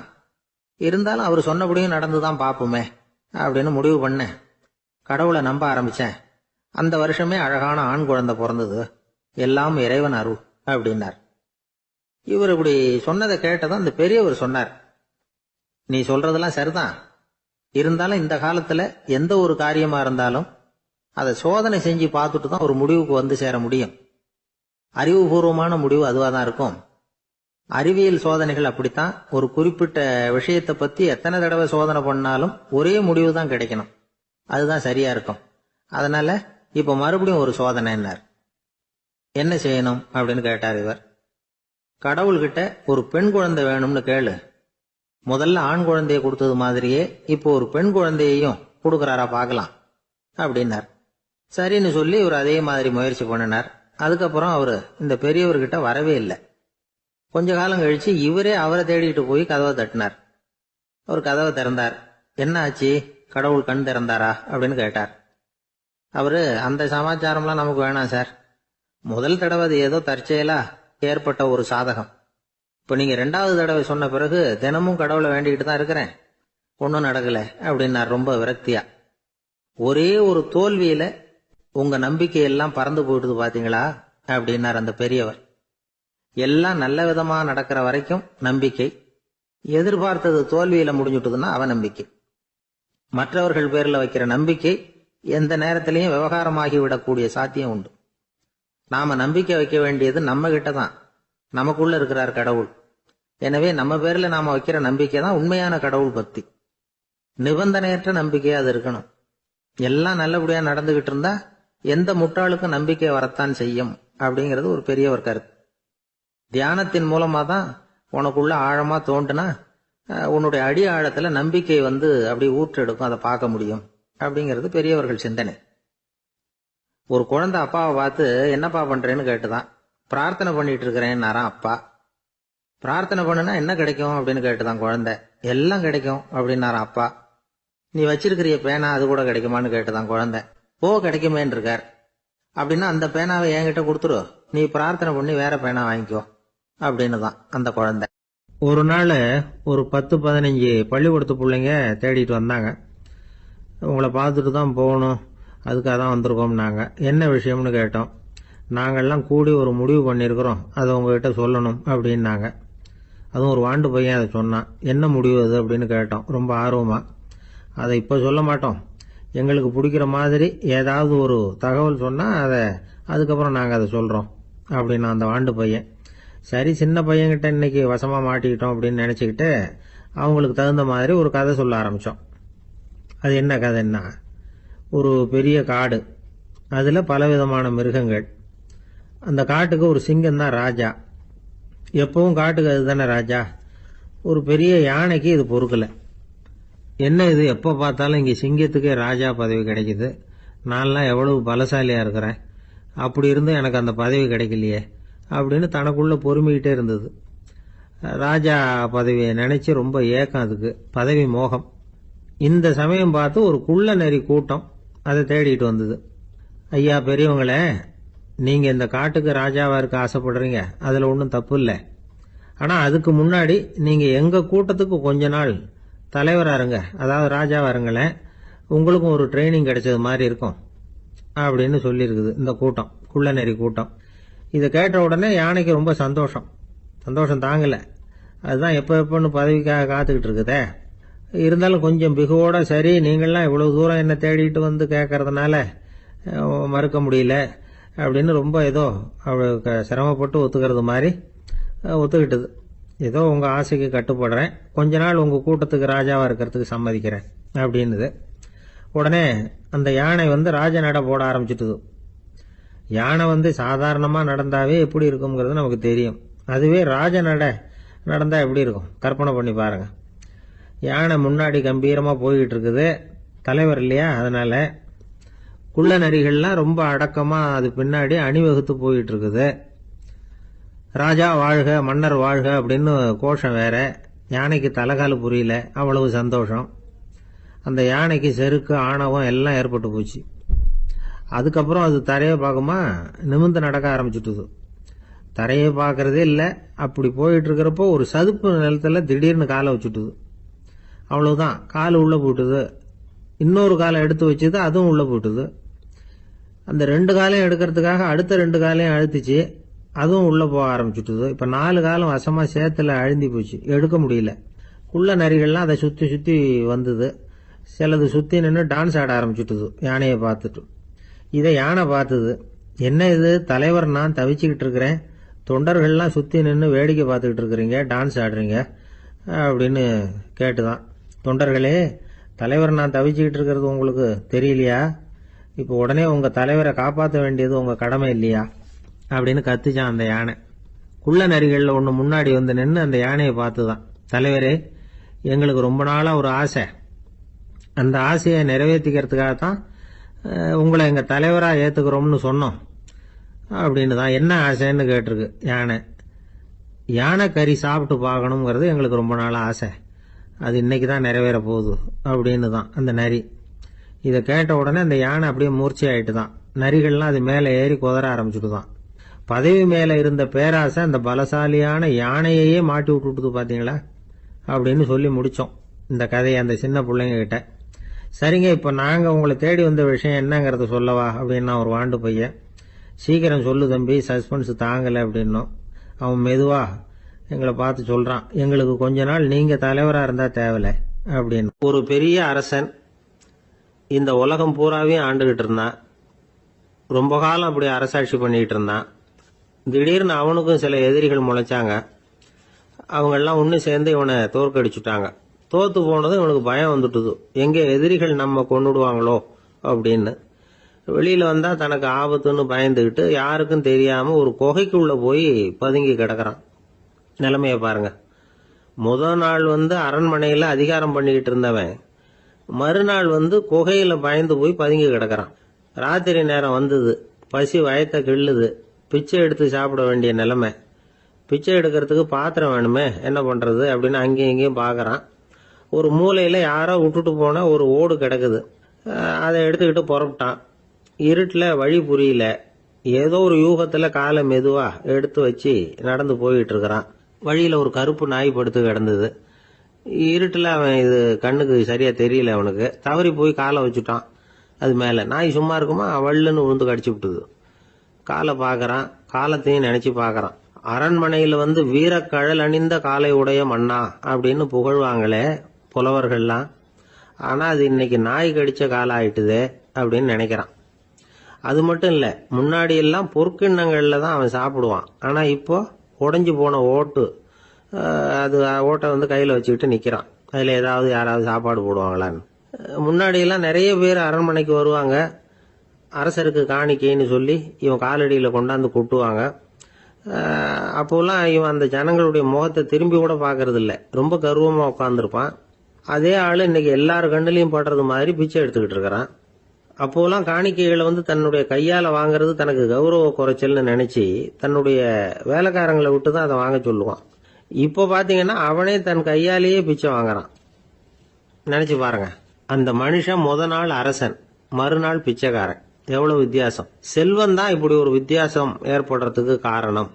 அப்படிப்பட்ட செல்வம் வாழ்க்கையை நடத்துறதுக்கு நமக்கு தேவைதான்.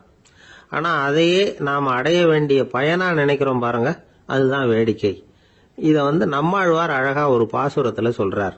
ஒரு நாயகமாய் ஓட உலகுடன் ஆண்டவர், கருணாய் கவர்ந்த காலர், சிதைகிய பானையர், பெருநாடு காண இம்மையிலே பிச்சைதாம் கொள்வர், திருநாரணன் தாழ் காலம் பெற சிந்தித்து உய்மினோ அப்படிங்கிறார் நம்மாழ்வார். ஒரு பெரிய பணக்காரர் ஒரு துறவிகிட்ட போய், சாமி என்கிட்ட நிறைய பணம் இருக்கு, இருந்தாலும் நிம்மதி இல்ல, என்னால நிம்மதியா இருக்க முடியல, என்ன காரணம்னு கேட்டாராம். உடனே அந்த துறவி இதுக்கு நேரடியா பதில் சொல்லாம பக்கத்துல நின்றுகிட்டு இருந்த ஒரு குழந்தைய கூப்பிட்டார். அது ஓடியாந்தது. ஒரு ஆப்பிள் பழத்தை எடுத்து அது கையில கொடுத்தார். அதை வாங்கிக்கிட்டு குழந்தை சிரிச்சுது. இன்னொரு பழத்தை எடுத்து கொடுத்தார். அதை இன்னொரு கையில வாங்கிட்டு சிரிச்சுது. மூணாவது ஆப்பிள் எடுத்து கொடுத்தார். 2 பழத்தையும் நெஞ்சில் அணைச்சிக்கிட்டு 3வது பழத்தையும் வாங்கறதுக்கு முயற்சி பண்ணிச்சு. ஆனா அது உடனே நழுவி கீழே விழுந்து உருண்டு ஓடிச்சு. ஏற்கனவே இருந்ததும் விழுந்துட்டுது. இப்ப அந்த குழந்தை அழ ஆரம்பிச்சுட்டுது. இப்ப அந்த துறவி பணக்காரர்கிட்ட சொன்னாராம், குழந்தைய கவனிச்சியா? 2 ஆப்பிள் போதும்னு அது நினைச்சிருந்தா இப்போ அது அழ வேண்டிய அவசியம் வந்திருக்குமா அப்படின்னாராம். எதுவுமே அளவுக்கு மிஞ்சினா துன்பம்தான். இந்த காலத்துல இதெல்லாம் யாரு காதுல வாங்குறாங்க? ஒருத்தனை நல்ல வழிக்கு கொண்டு வரணும்னு நினைச்சு அவனை கூப்பிட்டு உட்கார வச்சு இந்த கதையை சொல்லிட்டு இருந்தாங்க. சொல்லிவிட்டு அந்த குழந்தை செஞ்சது தப்பு தானே அப்படின்னு கேட்டிருக்கிறாங்க. ஆமாம், தப்பு தான், நானா இருந்தா அப்படி செஞ்சிருக்க மாட்டேன் நானா இவன். 2 பழமே போதும்னு சொல்லிருப்பியா அப்படின்னு கேட்டிருக்காங்க. அப்படி இல்லைங்க, அவர் கொடுக்க கொடுக்க ஒவ்வொரு பழமா வாங்கி பின்னாடி வச்சுட்டு மறுபடியும் கையை நீட்டுவேன் அப்படிங்கிறானா. இவெல்லாம் எந்த காலத்துல திருந்துறது? நாட்டுல நல்லவங்க ஒருத்தர் 2 பேர் இருக்கிறதுனால தாங்க மழையே பெய்யுது அப்படின்னு சொல்றது உண்டு. நல்லார் ஒருவர் உளரேல் அவர் பொருட்டு எல்லாருக்கும் பெய்யும் மழை. சில சமயம் ரொம்ப பேர் திடீர்னு நல்லவங்களா ஆயிடுவாங்க போல இருக்கு. அதனாலதான் விடாம பேய் மழையா கொட்டி தீர்த்துடுது. எல்லாரும் நல்லவங்களாயிட்டா உலகமே தாங்காது போல இருக்க. அப்பப்ப ஒருத்தர் 2 பேர் நல்லவங்களாகணும், அப்பதான் சீரா மழை பெய்யும். மாசத்துக்கு 3 பேர் நல்லவங்களானா மாதம் மும்மாரி பொழியும். இதெல்லாம் வேடிக்கை பேச்சு. இப்போ இதெல்லாம் ஒரு பக்கம் இருக்கட்டும், இப்போ விஷயத்துக்கு வருவோம்.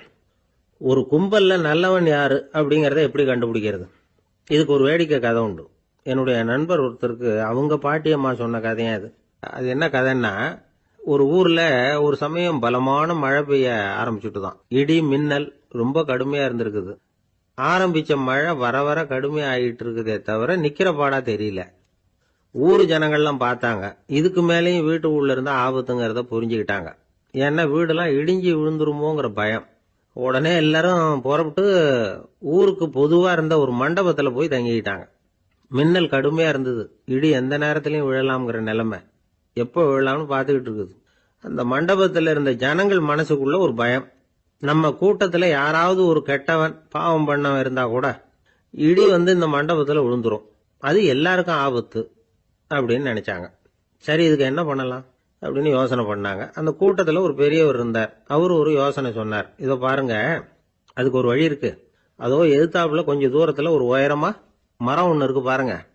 பொதுவா இடி வந்து சுலபமா விழறது அது மாதிரி உயரமான மரத்துல தான். நம்ம கூட்டத்துல இருக்கிறவங்க எல்லாரும் ஒவ்வொருத்தரா போய் அந்த மரத்தை தொட்டு விட்டு திரும்பி வந்துடணும். நம்மள பாவம் பண்ணவன் யாரோ அவன் அந்த மரத்தை தொடுற சமயத்துல இடி விழுந்துரும், அவன் மட்டும் போயிடுவான், மண்டபத்துல இருக்கிற நாமெல்லாம் பொழைச்சிக்கலாம் அப்படின்னு ஐடியா கொடுத்தாரு அந்த பெரியவர். இது நல்ல யோசனையா பட்டது. எல்லாரும் ஒத்துக்கிட்டாங்க. ஒவ்வொருத்தரா போய் அந்த மரத்தை தொட்டு விட்டு திரும்பி வந்தாங்க. இடி எதுவும் விழல. இன்னமும் பாவம் பண்ண ஆசாமி அதை போய் தொடல போல இருக்கு அப்படின்னு நினைச்சுக்கிட்டாங்க. ஒவ்வொருத்தரா போறாங்க, எல்லாரும் போய் தொட்டுவிட்டு வந்தாச்சு. இன்னும் ஒரே ஒரு ஆசாமி தான் பாக்கி. கடைசியா இருந்த அந்த ஆள் பயந்துட்டான். இது வரைக்கும் இடி விழலைன்னா இப்ப என்ன அர்த்தம்? இப்ப நாம தான் பாக்கி, நாம தான் தப்பு பண்ண ஆள் போல இருக்கு அப்படின்னு நினைச்சுட்டான். அதனால துணிச்சலா போய் தொடறதுக்கு பயந்தான், தயங்கிக்கிட்டே இருந்தான். இருந்தாலும் மற்றவங்க எல்லாம் சும்மா இருப்பாங்களா? கட்டாயப்படுத்தி கழுத்தை பிடிச்சி தள்ளாத குறையா அவனை தள்ளி விட்டாங்க, போய் தொட்டுட்டு வாடான்னு. அவன் நடுங்கிட்டே போய் அந்த மரத்தை தொட்டான். அதே வினாடி ஒரு பயங்கரமான மின்னல் இடி விழுந்துட்டுது. எங்க விழுந்தது தெரியுமா? அந்த ஆள் மேல இல்ல, மண்டபத்துல விழுந்தது. மண்டபத்துல இருந்தவங்க பூரா காலி. அந்த ஒரு ஆள் மட்டும் புழைச்சிக்கிட்டான். இந்த ஒரு ஆளை காப்பாத்துறதுக்காக தான் இடி வந்து மண்டபத்துல விழாம இருந்திருக்குது. இதுதான் கதை. அதனால நல்லவங்க எப்படியும் தப்பிச்சுக்குவாங்க அப்படிங்கிறது ஒரு நீதி. ஒருத்தன் அப்படிதான் தெருவில் நடந்து போய்கிட்டு இருந்தான், ரொம்ப நல்லவன்.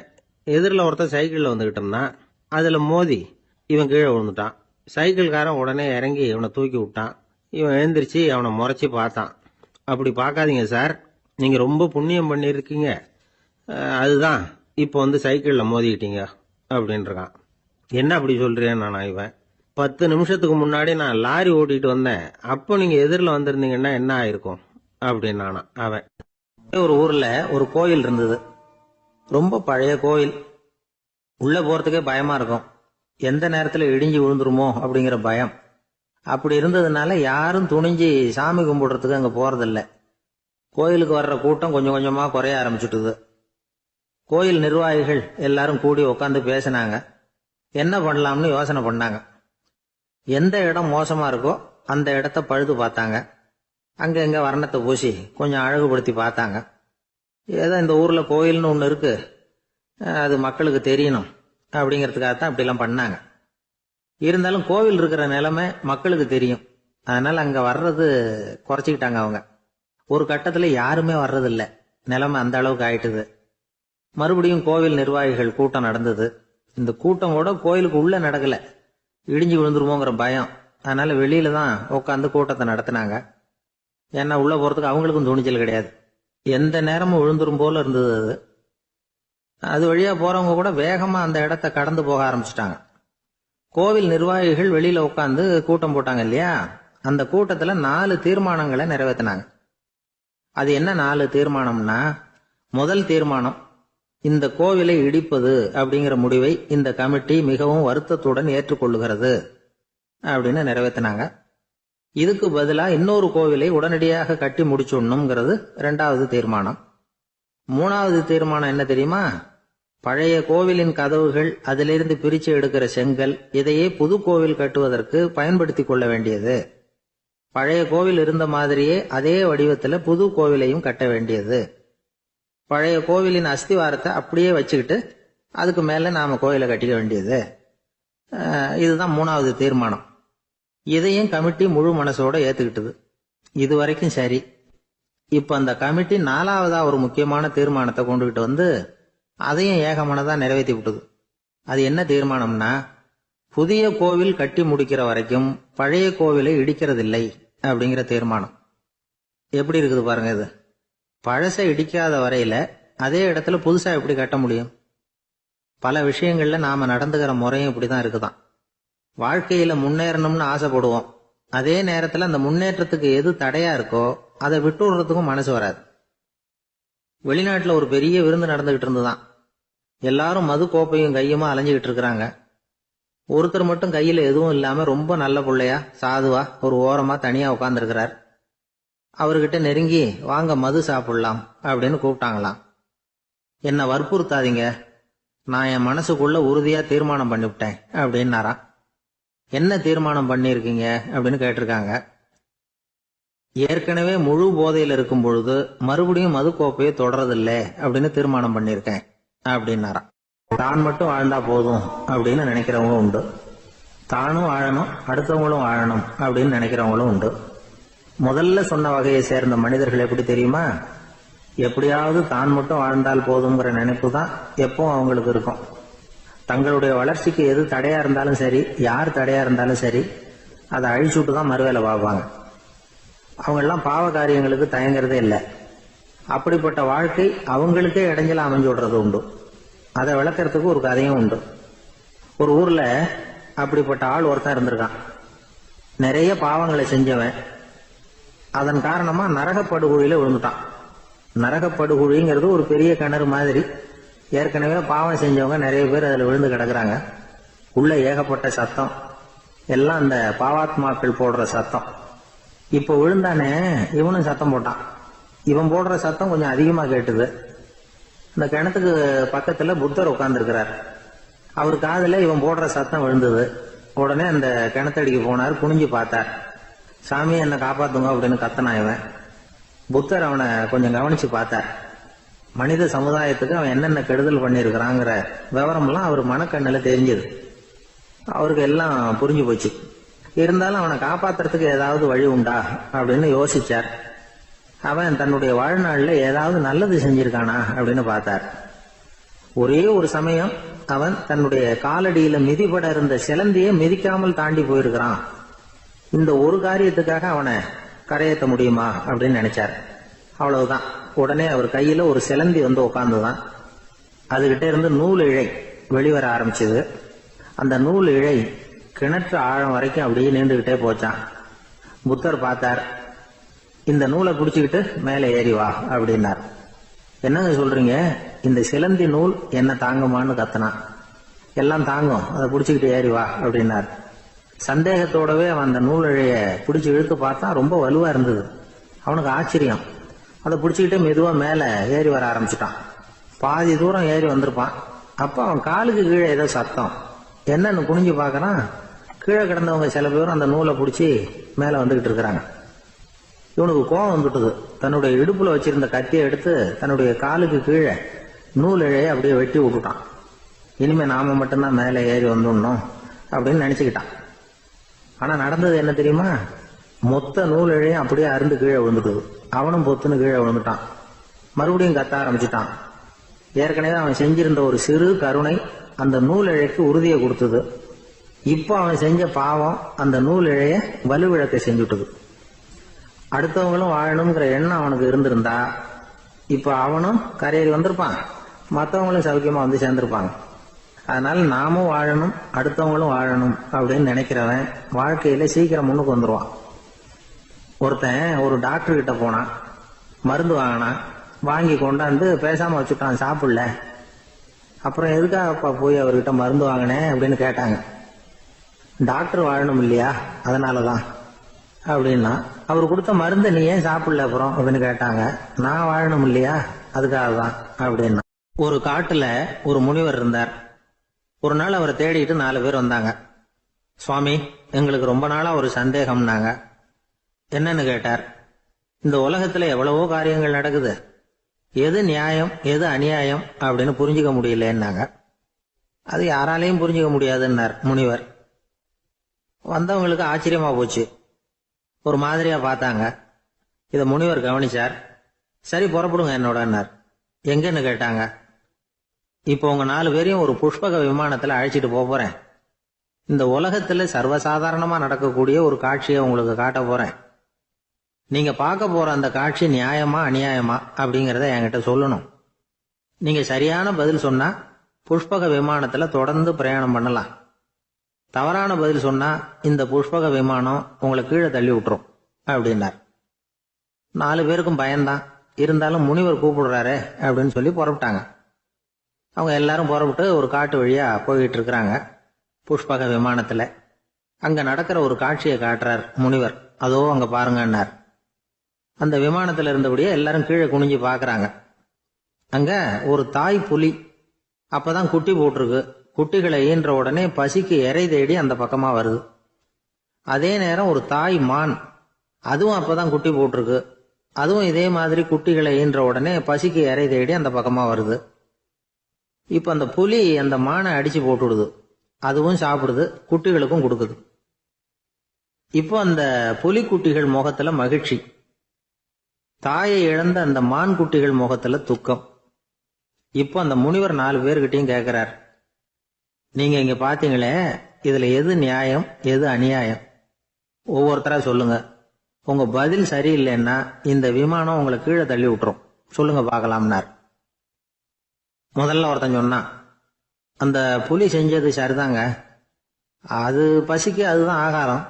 தன்னுடைய பசிக்கு தானே இறை தேடிக்கிட்டுது, அதுல என்ன தப்பு, அவ்வளவுதான். அதனால புலி செஞ்சது நியாயம்தான் அப்படின்னா. அவ்வளவுதான், அந்த விமானம் அவனை அப்படியே கீழே தள்ளி விட்டுட்டுது. அதனால அவன் கொடுத்த பதில் சரியில்லை அப்படிங்கிறது புரிஞ்சு போச்சு. இப்ப ரெண்டாவது ஆள் சொன்னான், புலி செஞ்சது பாவம், அந்த தாய்மான் என்ன தப்பு பண்ணிச்சு, இப்ப அந்த குட்டிகளுக்கு யாரு ஆதரவு, அதனால புலி செஞ்சது அநியாயம் அப்படின்னா. அவ்வளவுதான், அவனையும் கீழே தள்ளி விட்டுடுது அந்த விமானம். இந்த பதிலும் சரியில்லை அப்படின்னு ஆயிட்டுது. இப்ப மூணாவது ஆள் வந்தான். முதல்ல 2 பேர் கீழே விழுந்ததை பார்த்துக்கிட்டு இருந்தான். அதனால அவன் சொன்னான், ரெண்டுமே நியாயம்தாங்க. புலி இறை தேடினதும் இயற்கை, அதுக்கு மான் இரையானதும் இயற்கை, அதனால இதுல ஒன்றும் தப்பு இல்லைன்னா. அவ்வளவுதான், அவனையும் அந்த விமானம் கீழே பிடிச்சி தள்ளி விட்டுது. இப்ப 4வது ஆள் வந்தான். முனிவர் கேட்டார், நீயாவது சொல்லுப்பா, இந்த செயல்ல எது நியாயம்னார். அவன் தெளிவா பதில் சொன்னான். அதாவது என்ன சொன்னான்னா, எனக்கு தெரியல அப்படின்னா. அவனை விமானம் கீழே தள்ளல, சௌரியமா அழைச்சிட்டு போட்டுது. இவனும் பிரயாணம் சௌக்கியமா பண்ணானா. ஆக இதுதான் சரியான பதிலுங்கிறத முனிவர் உணர்த்தினார். இந்த கதையிலிருந்து நாம புரிஞ்சுக்க வேண்டியது என்னன்னா, இந்த உலகத்துல எவ்வளவோ காரியங்கள் நடக்குது, அதெல்லாம் ஏன் அப்படி நடக்குதுங்கிறதுக்கு எப்பேற்பட்ட பண்டிதராலும் பதில் சொல்ல முடியாது. தெரியாததை தெரியாதுன்னு ஒத்துக்கிட்டா வாழ்க்கை பிரயாணம் சுகமா இருக்கும். அதனால தேவையில்லாத விஷயங்களை புரிஞ்சுக்கிறதுக்கு நேரத்தை செலவு பண்ணிட்டு இருக்க கூடாது. வாழ்க்கையை குழப்பிக்க கூடாது. வாழ்க்கைக்கு தேவையானது என்னவோ அதை மட்டும் புரிஞ்சுக்கிட்டா போதும். இந்த காலத்து ஆள் ஒருத்தன் ஒரு பெரியவரை தேடி வந்தான். ஐயா, ஒரு சந்தேகம்னா.